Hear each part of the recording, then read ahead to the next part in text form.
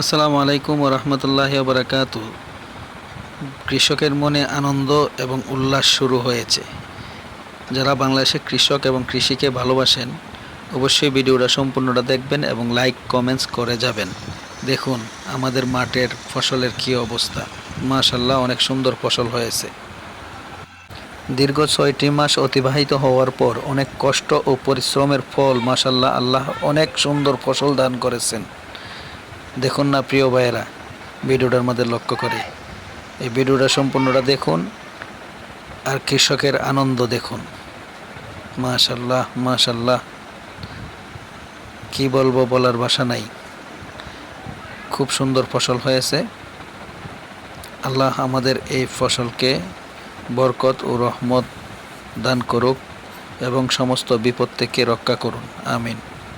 প্রিয় ভাইয়েরা, ভিডিওটা সম্পূর্ণটা দেখবেন এবং আপনাদের মূল্যবান কমেন্টস করে যাবেন। দেখতে থাকুন ভিডিওটা।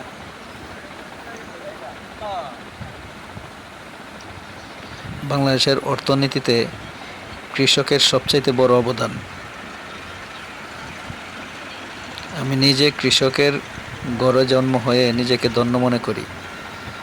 যারা যারা কৃষি পছন্দ করেন অবশ্যই আপনারা ভিডিওটা শেয়ার করে দিবেন। কত প্রসেসের পরে একজন কৃষক তার সোনার ফসল গড়ে ওঠায়, দেখুন ভিডিওটা। এখন ধান কাটতেছে মেশিন দিয়ে, তারপরে দেখুন অটো মেশিন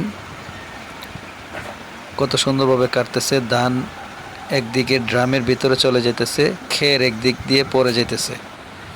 আর এখন দেখুন কত সুন্দরভাবে ধানগুলোকে অন্য জায়গায় কত সুন্দরভাবে ধানগুলোকে সারিয়ে নিতেছে, ওই ড্রাম থেকে বাহির করতেছে। বাহ, আসলেই অসাধারণ। আসলে কৃষি এখন বর্তমানে অনেক উন্নত হয়েছে বাংলাদেশের মধ্যে, এটা বলতেই হবে, মানতে হবে। আধুনিক প্রযুক্তিতে কৃষি করলে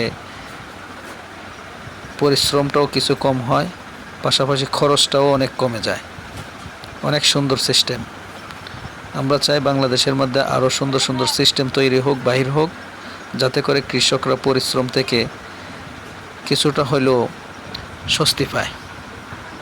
প্রিয় ভাইয়েরা, ভিডিওটা দেখতে থাকুন এবং সুন্দর মূল্যবান কমেন্টস করুন এবং দেখুন, আপনাদের মূল্যবান কমেন্টস করে জানিয়ে দিবেন কেমন হয়েছে।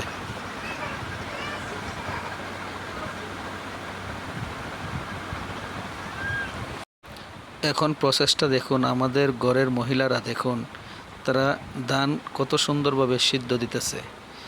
পুরুষরা যেমন মাঠে কাজ করে, মহিলারাও বাড়িতে কাজ করে।